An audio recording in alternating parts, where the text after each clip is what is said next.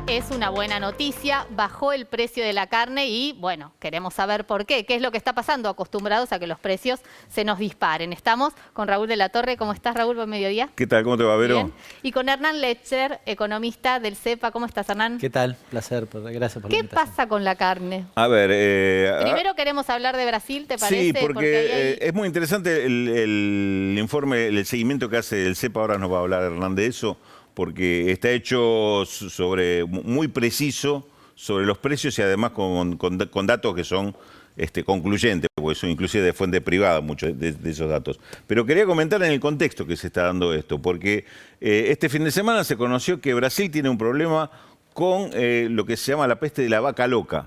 Esto sí, es así como si ya fuera... la conocimos. Ya la conocimos en otra época. Bueno, se detectaron 2 casos en 2 frigoríficos diferentes, distantes entre sí, frigoríficos exportadores, con lo cual inmediatamente se dispararon todas las alarmas. Lo primero que sucedió, se hizo un acuerdo con China para suspender durante 45 o 60 días las exportaciones de carne bovina a China, de Brasil a China. Ajá. Es muy probable que esto también vaya a suceder en los próximos días con las exportaciones de Brasil a Unión Europea. Vamos a ver cómo sigue esto. ¿Y esto produce un efecto en la región? Digo, absolutamente. ¿esos cupos? Es el principal exportador de la región. Claro. Es decir, esto cambia absolutamente lo que es el terreno internacional. Después vamos a ver si podemos cómo repercute esto, cómo puede impactar, pero indudablemente esto, dentro del contexto que tenía Argentina, con la suspensión de exportaciones, indudablemente va a tener algún efecto y más de uno va a argumentar, nos estamos perdiendo un negocio, nos están haciendo perder rentabilidad. Pero vamos, si te parece, vamos al tema de precios, Hernán. Del precio de la carne. Después de un periodo de muy fuertes aumentos de precios durante todo 2020 y hasta el mes de junio, en julio y agosto, aparentemente esto se frenó. ¿Qué es lo que están viendo ustedes en el informe? Sí, efectivamente, los datos son muy claros. Es el segundo mes que tenés una leve retracción. 1%, 1,4% fue en el mes de agosto. A ver, al calor de lo que había significado los aumentos previos, esto toma color. Uno dice, bueno, igual es caro. Sí, claro, cuando mira en términos interanuales, los aumentos están en el orden del 80%. Ahora, no es menos cierto que si uno separa antes de las medidas que tomó el gobierno, incluso estos valores estaban más cerca del 90% que del 80%, con lo cual lo que sucedió fue finalmente con la medida, diría que hubo una tendencia a la baja. Podemos coincidir en que se estabilizaron los precios, que no es poco. De nuevo, cuando uno revisa la curva, ve que ha habido un incremento muy sustancial, muy significativo en los últimos 12 meses. Bueno, eso en principio se cortó. Hay mucha tensión, sobre todo con las entidades del campo, por lo que esto significa y demás.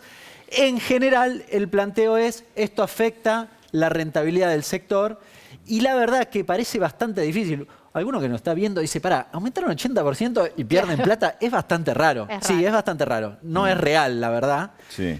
Lo cierto es que ninguno de los costos para la producción de la carne han aumentado en esa cuantía, salvo el maíz, que afecta a solo un eslabón, sobre todo, está concentrado particularmente en un eslabón, que es el del feedlot. Pero que de todas formas aumentó 80%, con lo cual la rentabilidad eventualmente se mantuvo. Ahora, Hernán, uno supone entonces que las medidas son efectivas. Digo, al margen... No hay dudas. No hay dudas.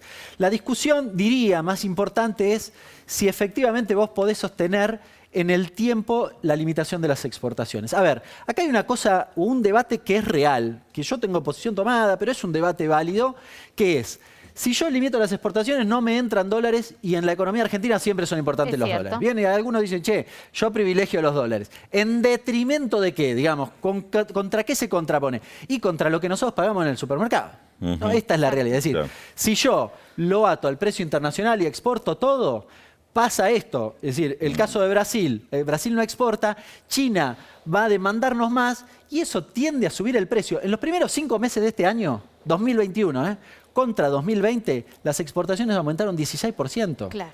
Eso si vos no producís más, eso tensa sobre el precio. Bueno, no hay pero mucho también hay truco. Medidas para aumentar la producción, digo, que van en paralelo con las restricciones para que, bueno, obviamente la producción no se vaya afuera. Lo que sucede es que esas medidas generalmente llevan su tiempo, ¿no? Producir carne no es una fábrica de Hay una aclaración importante. Nosotros tenemos lo que se llama frontera ganadera cubierta, es decir, no podemos extender las tierras y decir, che, vamos a dedicarle tierras adicionales para que haya más cabezas.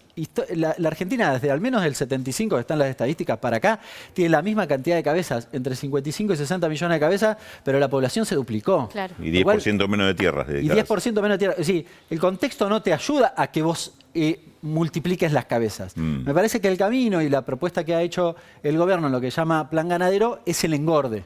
Y ha tenido algunas políticas en ese sentido. De hecho, el Ministerio de Agricultura ha financiado, junto con el Banco Nación, a la tasa del 25% la compra de maíz para el feedlot. Es decir, para que puedas engordar. El problema ahí que tenemos, y que es una cosa que se resiste mucho el sector a modificar, es la trazabilidad. La trazabilidad es el poder seguir el animal desde su origen hasta finalmente la faena. Así que vos puedas saber que ese animal se faenó con mayor quilaje, por ejemplo. Es la única forma, o la forma, digamos, que debería encaminar a Argentina para mejorar la producción y que esa tensión por la demanda externa que se incrementa y también en el plano local no tensione indefectiblemente sobre el precio. Hay un dato, Hernán, que surge del informe. Si vamos a lo inmediato, teníamos mayo, el aumento, redondeo números, 6%, junio 8%, es decir, que hubo una caída brusca, ¿no? Ese descenso que tenemos en el IPC que va descendiendo de a poquito por décimas cada mes.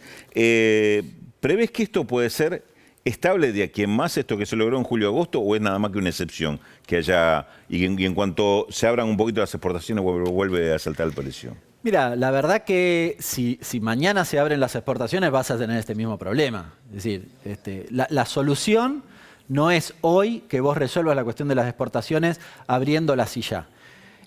Ahora, en el mediano plazo, de nuevo, a mí me da la impresión que en la medida que vos logres mejorar la producción, es decir, la cantidad de carne que hay disponible para el consumo interno, bueno, eso debería ir aparejado o atado a la apertura exportadora. Si produzco 100 más, bueno, pues tal vez puedo exportar 100 más. Me parece que ese es el camino, porque lo que está claro es que vos limitaste las exportaciones y los precios se estabilizaron. Con lo cual, dicho de otro modo, las exportaciones tensaban el precio al alza. No hay dudas al respecto. Gracias, Hernán. Un placer.